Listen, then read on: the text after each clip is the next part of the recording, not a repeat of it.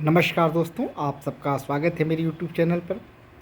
मित्रों, एक प्रश्न ये उठता है कि यदि धारा 85 भारतीय नागरिक सुरक्षा संहिता के अंतर्गत कोई संपत्ति कुर्क कर ली जाती है, यदि कोई उद्घोषित व्यक्ति है जिसकी संपत्ति कुर्क कर ली जाती है, तो यदि कोई उस व्यक्ति से भिन्न कोई व्यक्ति है, उसका ये मानना है कि जो संपत्ति कुर्क की गई है उसमें उसका हक है, वो उसकी संपत्ति है, तो उसका वो किस प्रकार उस संपत्ति को निस्तारित करा सकता है, किस प्रकार संपत्ति को प्राप्त कर सकता है, इसके बारे में अक्सर परीक्षाओं में पूछा जाता है और आज हम इसी बिंदु पर डिस्कशन करेंगे।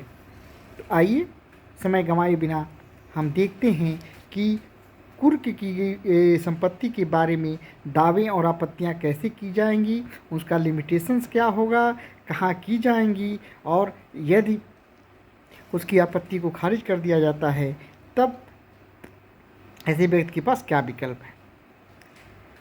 धारा 85 भारतीय नागरिक सुरक्षा संहिता, जो पूर्व में धारा 83 दंड प्रक्रिया संहिता के समकक्ष है, वो यदि कोई व्यक्ति न्यायालय की आदेशिका के अनुसरण में उपस्थित नहीं होता तो उसकी संपत्ति को कुर्क किए जाने के बारे में प्रावधान करती है। अब यदि संपत्ति न्यायालय के आदेश से कुर्क कर लिया जाता है और कोई ऐसा व्यक्ति है जो ये मानता है कि उस संपत्ति में हित है, तो धारा 87 के अंतर्गत वो कुर्की के बारे में दावे और आपत्तियां कर सकता है। धारा 87 की उपधारा 1 कहती है कि यदि धारा 25 के अधीन कुर्क की गई किसी संपत्ति के बारे में उस कुर्की की तारीख की 6 मास के भीतर कोई व्यक्ति जो उद्घोषित व्यक्ति से भिन्न है इस आधार पर दावा या उसके कुर्क किए जाने पर आपत्ति करता है कि दावेदार या आपत्तिकर्ता का उस संपत्ति में कोई हित है, तो ऐसा हित धारा 85 के दिन कुर्क नहीं किया जा सकता है, तो उस दावे या आपत्ति की जांच की जाएगी और उसे पूर्णतः या भागतः मंजूर या नामंजूर किया जा सकता है।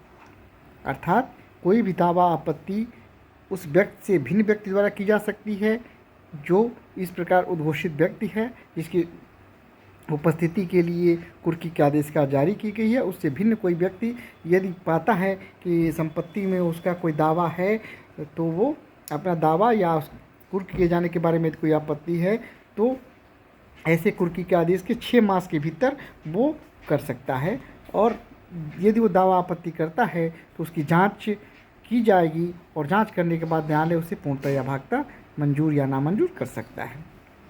अब प्रश्न ये उठता है कि यदि 6 मास के भीतर दावा या आपत्ति कर दी गई है और दावा आपत्ति करने के बाद दावाकर्ता का आपत्तिकर्ता की मृत्यु हो जाती है तो क्या होगा। तो यदि दावा समय से कर दिया गया है, 6 महीने के भीतर कर दिया गया है, तो दावाकर्ता या आपत्तिकर्ता का विधिक प्रतिनिधि दावे को जो है चालू रख सकता है। अब दूसरा प्रश्न उठता है कि दावा या आपत्ति कहाँ पर, किस न्यायालय के समक्ष किया जाएगा। तो इसके बारे में धारा 87 की उपधारा 2 प्रावधान करती है। कहती है धारा 87 की उपधारा 2 यह प्रावधान करती है कि दावा और आपत्ति उस न्यायालय के समक्ष दाखिल की जाएगी जिसके द्वारा कुर्की का आदेश दिया गया है, और यदि कुर्की इस प्रकार से की गई है कि वो किसी अन्य जनपद में स्थित है और उस जिला मजिस्ट्रेट द्वारा पृष्ठांकन के अधीन की गई है, तो जहाँ पर संपत्ति स्थित है वहाँ के मुख्य न्यायिक मजिस्ट्रेट के न्यायालय में की जा सकती है। तो कहाँ किया जा सकता है, दावा आपत्तियाँ उस न्यायालय में की जा सकती है जिसके द्वारा कुर्की का आदेश जारी किया गया है। यदि दावा या आपत्ति ऐसी संपत्ति के बारे में है तो धारा 85 की उपधारा 2 के अधीन पृष्ठांकित आदेश के अधीन कुर्की की गई है, तो उस जिले की जिसमें कुर्की की जाती है मुख्य न्यायिक मजिस्ट्रेट के न्यायालय में की जाएगी। अब जांच कौन करेगा, जिस न्यायालय में दावा आपत्ति किया जाएगा वही न्यायालय जांच करेगा। लेकिन यदि मुख्य न्यायिक मजिस्ट्रेट के समक्ष कोई दावा या आपत्ति किया गया है तो मुख्य न्यायिक मजिस्ट्रेट उस जांच के लिए अपने किसी अधीनस्थ मजिस्ट्रेट को वो सौंप सकता है, अधीनस्थ मजिस्ट्रेट को प्रेषित कर सकता है। अब जांच के बाद यदि वो निष्कर्ष निकलता है कोर्ट कि उसका कुछ दावा या आपत्ति में बल है तो तदनुसार वो आदेश पारित करता है। लेकिन यदि पाता है कि नहीं उसके दावे आपत्ति में कोई बल नहीं है तो उसको नामंजूर कर सकता है। अब यदि दावा या आपत्ति को पूर्णतः या भागता नामंजूर कर दिया जाए तो ऐसे व्यक्ति के पास क्या विकल्प होगा, इसके बारे में प्रावधान करता है धारा 87(4). धारा 87 की उपधारा 4 ये कहता है, कोई व्यक्ति जिसके दावा या आपत्ति को उपधारा 1 के अधीन आदेश द्वारा पूर्णतः या भागता नामंजूर कर दिया गया है, ऐसे तारीख से 1 वर्ष की अवधि के भीतर उस अधिकार को सिद्ध करने के लिए जिसका दावा वह विवादग्रस्त संपत्ति के बारे में करता है वाद संस्थित कर सकता है, किंतु वह आदेश ऐसे वाद यदि कोई हो परिणाम के अधीन रहते हुए निश्चायक होगा। अर्थात जो दावा आपत्ति खारिज करने का जो न्यायालय का आदेश है वो उस वाद के अंतिम निर्णय के अधीन रहते हुए निश्चायक माना जाएगा। और वाद कितने दिन के भीतर संस्थित किया जा सकता है?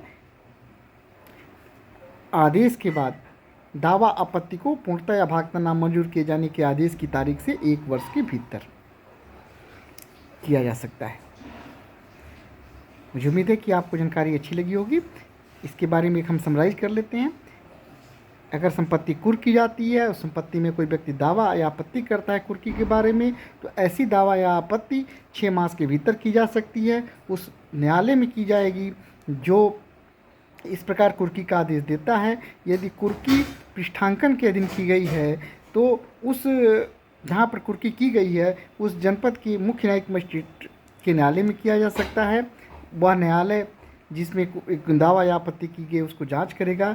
जांच करने के बाद उसको पूर्णतः या भागता मंजूर या नामंजूर कर सकता है। और यदि जांच वो स्वयं न्यायालय कर सकता है। यदि मुख्य न्यायिक मजिस्ट्रेट का न्यायालय है तो वह अपने अधीनस्थ किसी न्यायालय को भी जांच सौंप सकता है। अब यदि जांच के बाद दावा आपत्ति को पूर्णतः या भागता नामंजूर कर दिया जाता है तो व्यक्ति के पास यह विकल्प है, यह